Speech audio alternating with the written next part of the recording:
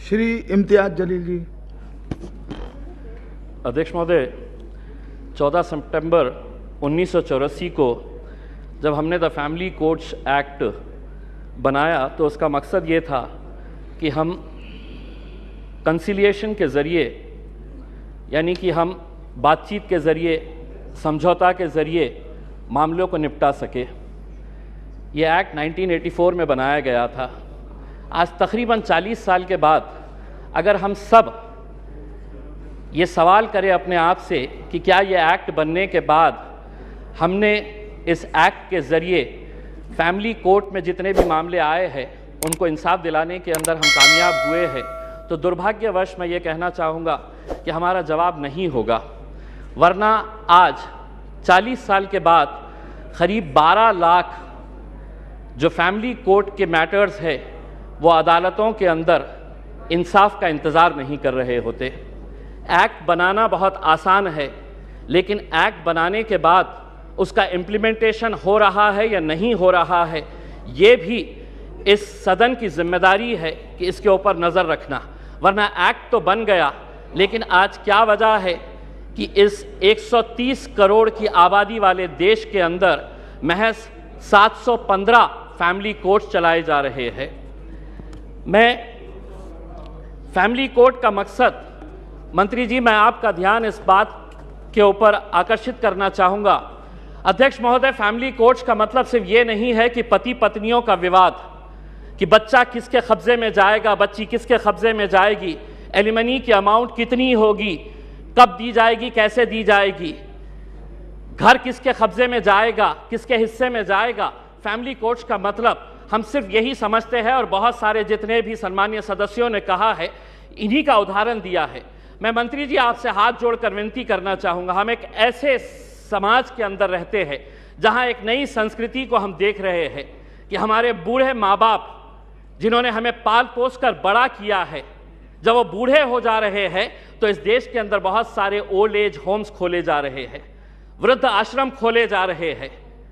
क्या इनके लिए कोई कानून है कि जिन माँ बाप ने अपने बच्चों को पाल पोस कर बड़ा किया है, जब वो बूढ़े हो गए, बच्चे की शादी हो गई, तो बहू को माँ बाप पसंद नहीं आ रहे, अपने सास ससुर पसंद नहीं आ रहे, बेटा अपने माँ बाप को बोझ समझ रहा है, और एक दिन दोनों बेटा बहू अपने बूढ़े माँ बाप को उठाते हैं, ले जाते हैं, और जिस तरह घर का कचरा उठाकर हम बाहर फेंक देते हैं, तो हम उन्हें ओल्ड एज होम में ले जाकर छोड़ दे रहे हैं। मैं तमाम सदस्यों से हाथ जोड़कर विनती करना चाहूँगा, मैं भी दिवाली के वक्त औरंगाबाद के मेरे चुनावी क्षेत्र के वो एक ओल्ड एज होम में गया था। मंत्री जी, हैरानी हुई वहां पर देखकर कि एक रिटायर्ड जज वहां पर उस ओल्ड एज होम में है।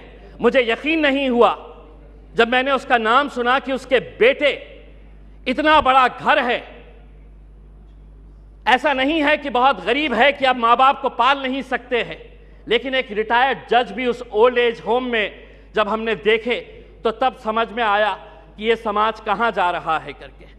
तो ऐसे लोगों के लिए क्या कानून होना चाहिए फैमिली कोर्ट के जरिए? पति पत्नियों का विवाद तो जो है ये जिंदगी भर चलता रहेगा, इन्हें भी इंसाफ मिलना चाहिए, लेकिन वो बूढ़े माँ बाप कहाँ जाएंगे? फैमिली कोर्ट के अंदर कुछ ऐसा सेक्शन लाया जाए कि जो बेटा अपने माँ बाप को कूड़ादान समझकर, कचरा समझकर ओल्ड एज होम में डाल रहा है, उसे अखबार के अंदर एक नोटिफिकेशन अपनी तस्वीर के साथ, अपनी फोटोग्राफ के साथ उस अखबार में उसे ये नोटिफिकेशन देना होगा कि मैं अपने माँ बाप को ओल्ड एज होम में डाल रहा हूं। ऐसे बच्चों को समाज के सामने हमें खड़ा करने की जरूरत है। लाइए कानून, वरना वो बूढ़े माँ बाप जो रोकने के अलावा कुछ नहीं कर सकते हैं, क्योंकि कोई कानून नहीं है, उनका कसूर सिर्फ इतना है कि उन्होंने अपने बच्चों को पाला पोसा बड़ा किया। पूना में किसी ओल्ड एज होम के अंदर जाइए, ज्यादातर वो परिवार के बूढ़े माँ बाप मिलेंगे कि जिनके बच्चे इंजीनियर हो गए, इंजीनियर होने के बाद वो यूएस में पैसा कमाने के लिए गए, पैसा कमा रहे हैं, लेकिन माँ बाप के लिए एक कमरे का घर नहीं है तो ओल्ड एज होम में लेकर जाकर छोड़ रहे। ये एक संस्कृति हम डेवलप कर रहे हैं। फैमिली कोर्ट्स के जरिए मैं मंत्री जी आपसे यह अनुरोध करना चाहूंगा कि आप कुछ ऐसा कानून इन लोगों के लिए भी लेकर आइए जो बच्चे अपने माँ बाप को आज यहां पर ले जाकर छोड़ रहे हैं। मैं मंत्री जी आपसे एक सवाल करना चाहूंगा, अदालतें तो बन जाएगी, फैमिली कोर्ट्स का ये जो आप अमेंडमेंट लेकर आ रहे हैं ये सिर्फ हिमाचल प्रदेश और नागालैंड से ताल्लुक है। बहुत सारे जितने भी सम्मानीय सदस्य हैं उन्होंने यही कहा है कि justice delayed is justice denied. Nagaland का एक्ट कब बना था? नागालैंड का एक्ट 2008 के अंदर बना है।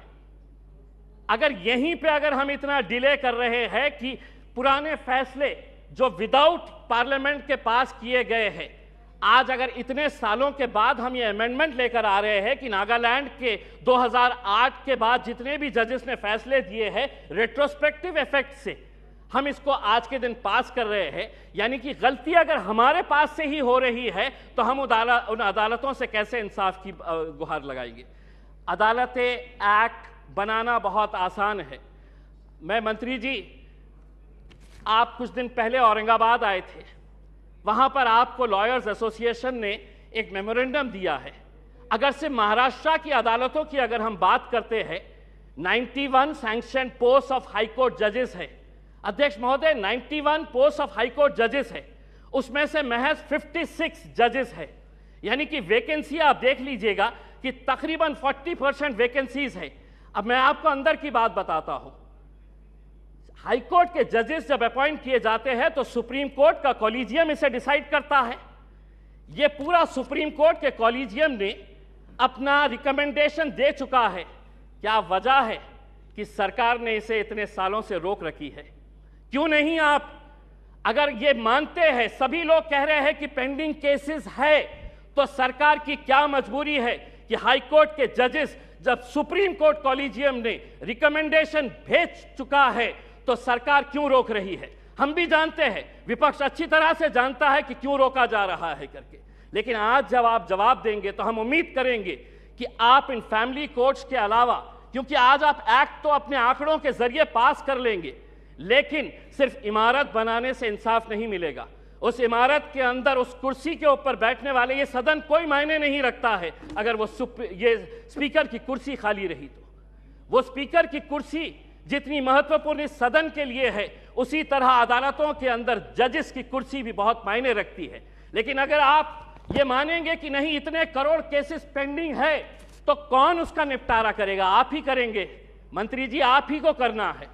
और अगर सुप्रीम कोर्ट कॉलेजियम ने अपना महाराष्ट्र के जजेस का रिकमेंड कर चुका है तो सरकार उसे क्यों रोकी है, इसका जवाब भी आपको देने की जरूरत है। आपने एक ट्रिपल तलाक का कानून लेकर आए थे, इसके जरिए ये भी फैमिली कोर्ट का मैटर है। मैं आपसे पूछना चाहूंगा, उस वक्त जब ट्रिपल तलाक का मामला आया था तो बहुत सारे लोगों ने चीख चीख कर कहा था कि हमें मुस्लिम बहनों के साथ इंसाफ करने की जरूरत है।